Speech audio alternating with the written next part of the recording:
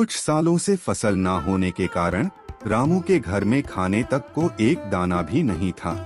रामू की पत्नी वैशाली बोली, आज कई दिन हो गए हैं लेकिन घर में कुछ भी खाने को नहीं है। अगर ऐसे ही कुछ दिन और चलता रहा तो एक दिन हम भूखे जरूर मर जाएंगे।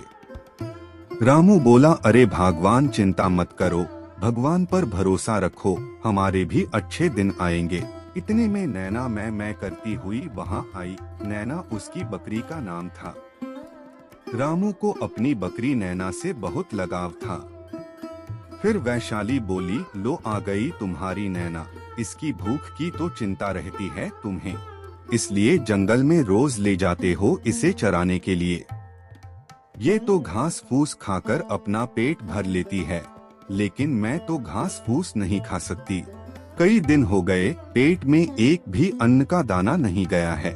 ना जाने कब वो दिन आएगा जब तुम 2 वक्त की रोटी का बंदोबस्त कर सकोगे। अब मुझसे और नहीं सहा जाता, बताए देती हूँ। हाँ, अरे भाग्यवान, तुम तो जानती ही हो मैं कितनी मेहनत करता हूँ और कोई कमी भी नहीं छोड़ता। खेत में जो भी फसल बोता हूँ वो उगती ही नहीं है। अब तुम ही बताओ मैं क्या करूँ। लेकिन तुम चिंता मत करो भाग्यवान, जल्दी ही कोई ना कोई रास्ता निकल आएगा।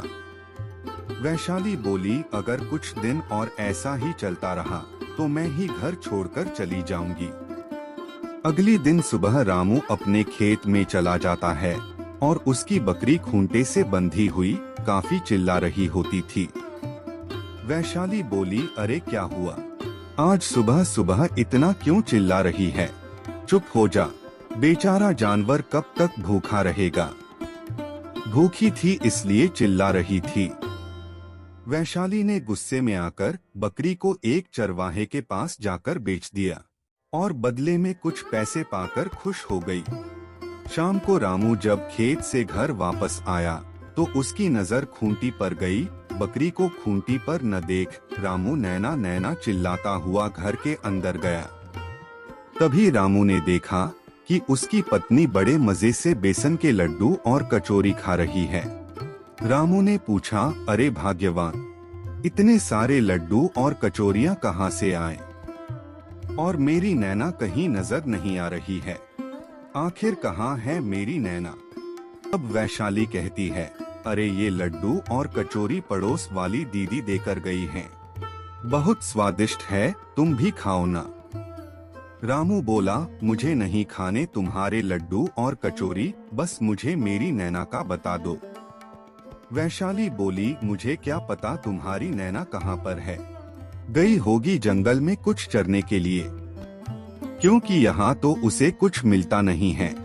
रामू बोला, लेकिन नैना तो कभी जंगल में अकेली जाती ही नहीं है, हमेशा मेरे साथ ही जाती है। फिर आज अकेले ही कैसे चली गई? जंगल जाकर देखता हूँ उसे। वैशाली मन ही मन बोलती है, जाओ जाओ ढूंढो अपनी नैना को, उसे बेचकर ही तो आज मुझे इतना कुछ खाने को मिला है। रामू बेचारा मन में ना जाने क्या क्या सोच रहा था। हे भगवान, मेरी नैना कहाँ चली गई? तो ठीक तो होगी ना, जंगल में कोई जानवर उसे खा तो नहीं गया। रामू जंगल में भटक ही रहा था कि अचानक उसे उसकी बकरी दिखाई पड़ती है। वह कुछ देर रामू को देखती है और फिर भागने लगती है। रामू भी उसे देखकर उसके पीछे भागने लगता है। रामू कहता है, अरे नैना रुक तो सही, आज ये क्या हो गया है तुझे? और भागते भागते वो एक पेड़ के पास आकर रुक जाती है। रामू कहता है, अरे नैना, आज तो तूने मुझे डरा ही दिया था। कब से ढूंढ रहा हूँ और तू मुझे यहाँ क्यों लेकर आई है? तभी रामू को एक बुढ़िया के रोने की आवाज सुनाई देती है। रामू थोड़ा हैरान होकर आगे जाकर देखता है कि एक बुढ़िया जिसके लंबे घने काले चमकदार बाल होते हैं उसी पेड़ के पीछे बैठकर रो रही है। रामू बोला, अरे माँ जी, कौन हो तुम और क्यों रो रही हो? और इस जंगल में अकेले क्या कर रही हो? बुढ़िया बोली, अरे क्या बताऊं बेटा, मैं बहुत ही बदकिस्मत हूँ। कई सालों से इसी जंगल में अपनी छोटी सी झोपड़ी बनाकर रह रही थी, लेकिन कल रात को ऐसा भयानक तूफान आया कि मेरी झोपड़ी ही टूट गई। बेटा, मुझ दुखियारी का इस दुनिया में कोई भी नहीं है। अब मैं कहाँ जाऊंगी बेटा? अम्मा, तुम रोती क्यों हो? तुम मेरे साथ मेरे घर चलो। लेकिन मैं बहुत गरीब हूँ, शायद तुम्हें 2 वक्त की रोटी भी बहुत मुश्किल से मिल पाए। बुढ़िया बोली, बेटा तू कितना दयालु इंसान है। लेकिन कोई बात नहीं बेटा, तेरे घर मुझे जो कुछ भी भोजन मिलेगा मैं उसी से ही अपना गुजारा कर लूंगी। रामू बोला, अच्छा तो ठीक है अम्मा, अब से तुम मेरी माँ बनकर ही मेरे घर में रहना। और फिर रामू बूढ़ी अम्मा को अपने साथ घर ले आता है। बूढ़ी अम्मा को देखकर वैशाली रामू से पूछती है, कौन है यह अम्मा? रामू बोला, अरे भाग्यवान, आज से ये अम्मा मेरी माँ है और ये हमारे साथ ही रहेंगी। यह सुनकर वैशाली बहुत गुस्सा करती है। कहती है, ये कोई बात है भला? तुम्हें तो पता ही है कि हम दोनों का ही गुजारा कितनी मुश्किल से हो पाता है, ऊपर से एक मुसीबत और लेकर आ गए। रामू बोला, अरे भाग्यवान, जैसी भी रूखी सूखी रोटी हम खाते हैं माँ भी वही खा लेगी। इनका इस दुनिया में कोई नहीं है, इसलिए मैं इन्हें जंगल से अपने साथ ले आया। अच्छा चलो अब गुस्सा मत करो, रसोई में जो कुछ भी खाने के लिए है माँ के लिए ले आओ। वैशाली बोली, घर में तो कुछ नहीं है, सिर्फ चावल के कुछ दाने हैं, लेकिन उनसे अम्मा का पेट थोड़े न भरेगा। बुढ़िया बोली, अरे बिटिया तुम परेशान क्यों होती हो? मैं उन थोड़े से चावल के दानों से ही अपना गुजारा कर लूंगी। जैसे ही वैशाली रसोई में जाकर भगोने का ढक्कन खोलती है तो वह हैरान रह जाती है। अचानक भगोना चावल से भरा होता है। वैशाली तुरंत रामू को रसोई में बुलाती है। रामू कहता है, अरे इतने सारे चावल कहाँ से आए? ये चमत्कार कैसे हुआ? वैशाली बोली, मेरी तो कुछ समझ में नहीं आ रहा है। फिर वैशाली बूढ़ी अम्मा को खूब सारे चावल एक थाली में दे देती है। बूढ़ी अम्मा वो चावल बड़े चाव से खाती है, कहती है, अरे वाह, यह तो सच में बहुत स्वादिष्ट भोजन है, मेरी आत्मा को शांति मिल गई। तभी वैशाली बूढ़ी अम्मा के लंबे बाल देखकर सोचने लगी, अरे वाह, इस बुढ़िया के बाल तो कितने लंबे और चमकदार है। इस जैसे बाल तो पूरे गांव में किसी के भी नहीं हैं। फिर वैशाली रामू से कहती है, आज तो हम तीनों का पेट भर गया, लेकिन कल क्या होगा? कल क्या खाएंगे? तभी बूढ़ी अम्मा मन ही मन मुस्कुराती है। कुछ देर बाद सब सो जाते हैं। तभी बूढ़ी अम्मा रसोई में जाती है और अपने बाल लंबे करके अपनी आंखों की तेज रोशनी से रसोई में रखे खाली डिब्बों में बहुत सारा राशन भर देती है। वैशाली चुपके से यह सब देख रही थी। अरे ये क्या? ये तो कोई साधारण बुढ़िया नहीं है, इसके बाल अचानक से इतने लंबे कैसे हो गए? कहीं ये चुड़ैल तो नहीं है? ये हमारे घर में ना जाने किस इरादे से आई है। फिर थोड़ी देर बाद बहुत तेज बारिश होने लगती है, जिसके कारण रामू की झोपड़ी से पानी टपकने लगता है। रामू कहता है, हे भगवान, इस बारिश को भी अभी आना था। अब तो ऐसे ही हमें रात बितानी पड़ेगी। सुबह जब रामू उठता है तो देखकर हैरान हो जाता है, क्योंकि उसकी टूटी झोपड़ी के पास बहुत सारी ईंटें रखी हुई थी। रामू जोर से चिल्लाया, अरे भाग्यवान, जल्दी आओ। तभी वैशाली वहां आती है। ये देखो, हमारी झोपड़ी के सामने आखिर इतनी सारी ईंटें कहां से आई हैं? मुझे तो कुछ भी समझ नहीं आ रहा है। वैशाली बोली, लगता है भगवान ने हमारी सुन ली है। इतने में वह बूढ़ी अम्मा भी बोली, हाँ बेटा, लगता है भगवान की यही मर्जी है। तू इन ईंटों से अपना पक्का घर बना ले।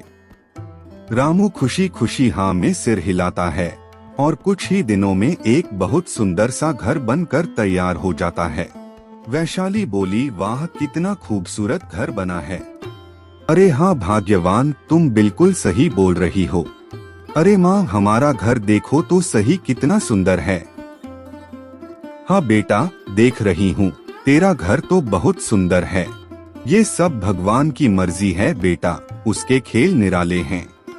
इसके बाद बूढ़ी अम्मा हंसने लगती है।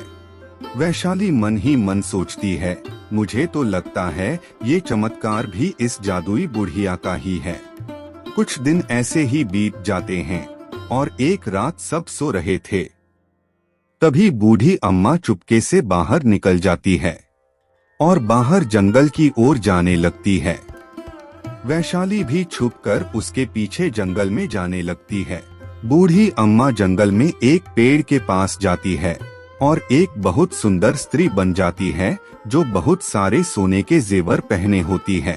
तभी उसके पास एक परी आती है और वह बूढ़ी अम्मा से कहती है, प्रणाम रानी परी, अब आपका समय धरती पर बहुत कम बचा है।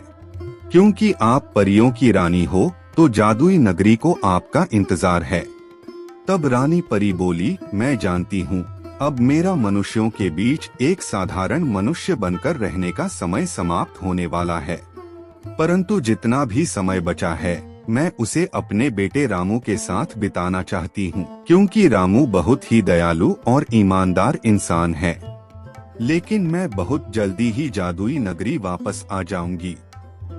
इसके बाद वह परी वहाँ से चली जाती है। वैशाली समझ गई कि ये बुढ़िया जादुई चुड़ैल नहीं बल्कि जादुई नगरी की परियों की रानी है। कितने अच्छे भाग हैं हमारे, शायद अब हमारे अच्छे दिन आने वाले हैं। मैं इस परियों की रानी को ऐसे तो नहीं जाने दूंगी। वैशाली घर आकर रामू को सारी बात बता देती है। रामू बड़े आश्चर्य से पूछता है, क्या बूढ़ी अम्मा परियों की रानी है? लेकिन ऐसा कैसे हो सकता है? और रामू को विश्वास ही नहीं होता है। वैशाली कहती है, हाँ मैं बिल्कुल सच बोल रही हूँ, मैंने सब अपनी आँखों से देखा है। फिर थोड़ी देर बाद वैशाली कहती है, देखो अम्मा, अब मुझे सब पता चल गया है। तुम कोई साधारण इंसान नहीं हो बल्कि एक जादुई नगरी की रानी परी हो। बूढ़ी अम्मा हैरान हो जाती है। इतना सुनते ही बूढ़ी अम्मा फिर से वही सुंदर स्त्री का रूप धारण कर लेती है। इतने में रामू भी वहीं आ जाता है। अरे माँ, मुझे तो यकीन नहीं हो रहा है, तुमने अचानक से अपना रूप कैसे बदल लिया? बूढ़ी अम्मा बोली, ये सच है रामू बेटा, मैं जादुई नगरी से परियों की रानी हूँ। इस धरती पर कुछ दिन इंसानों के बीच रहने आई थीं और एक ऐसी जगह ढूंढ रही थी जहाँ पर मैं कुछ दिन रह पाऊँ। उस दिन जब मैंने तुम्हें जंगल में अपनी बकरी के लिए रोते देखा तो मैं समझ गई थी कि तुम्हारा दिल अंदर से बहुत कोमल है। इसलिए मैंने सोचा कि मैं अपने कुछ दिन तुम्हारे साथ ही बिताऊंगी। और जिस बकरी के पीछे तुम मेरे पास आए थे वो तुम्हारी बकरी नहीं थी बल्कि एक जादुई बकरी थी। तुम्हारी बकरी को तुम्हारी पत्नी ने एक चरवाहे को बेच दिया था। मैं तुम्हें परेशान नहीं देखना चाहती थी बेटा, तुम एक बहुत ही बड़े दिल के इंसान हो जिसके साथ मैं कुछ दिन इस धरती पर रह सकती थी। इसलिए ही मैंने अपना असल रूप एक बुढ़िया के रूप में बदल लिया और तुम्हारे साथ तुम्हारे घर चली आई। रामू बोला, मैं तो धन्य हो गया रानी परी, जो आप मेरे साथ मेरी माँ बनकर रहने आई। आपको अपनी माँ के रूप में पाकर मुझे बहुत खुशी हुई। तभी वैशाली बोली, देखो रानी परी, तुम तो जानती ही हो मैंने और मेरे पति ने तुम्हारी कितनी सेवा की है, इसलिए मैं तुमसे कुछ मांगना चाहती हूँ। तुम तो परियों की रानी हो और मेरे पति ने तुम्हें अपनी माँ माना है, इसलिए तुम्हें मेरी इच्छा पूरी करनी ही होगी। रानी परी बोली, क्या इच्छा है तुम्हारी? मैं जरूर पूरी करूंगी। अभी वैशाली मिट्टी के 2 मटके लेकर आती है और कहती है, ये रहे मटके, तुम इन दोनों मटकों को सोने चांदी से भर दो। परी बोली, अच्छा ठीक है, अगर तुम्हारी यही ख्वाहिश है तो मैं जरूर तुम्हारी ख्वाहिश पूरी करूंगी बेटी। लेकिन इतना जरूर याद रखना कि दोनों मटकों में से तुम्हें केवल पहले मटके को ही चुनना होगा, क्योंकि उसी में तुम्हारे लिए इतना धन और सोना चांदी होगा जो तुम्हारी पूरी जिंदगी के लिए पर्याप्त होगा। और दूसरा मटका लालच का मटका है। इस मटके को तुम हाथ मत लगाना, वरना बहुत पछताओगी बेटी। और देखते ही देखते दोनों मटके सोने चांदी भर जाते हैं। वैशाली ये देखकर बहुत खुश हो जाती है। फिर रानी परी बोलती है, अच्छा रामू बेटा, अब मेरे यहाँ से जाने का समय हो गया है। तुम्हारे साथ रहकर मुझे बहुत अच्छा लगा, लेकिन बेटी तुम ध्यान रखना जो भी मैंने तुमसे कहा है। इन दोनों मटकों में से केवल पहला मटका ही छूना, वरना अच्छा नहीं होगा। और फिर रानी परी वहाँ से गायब हो जाती है। इतना सारा धन और सोना चांदी देखकर वैशाली बहुत खुश होती है।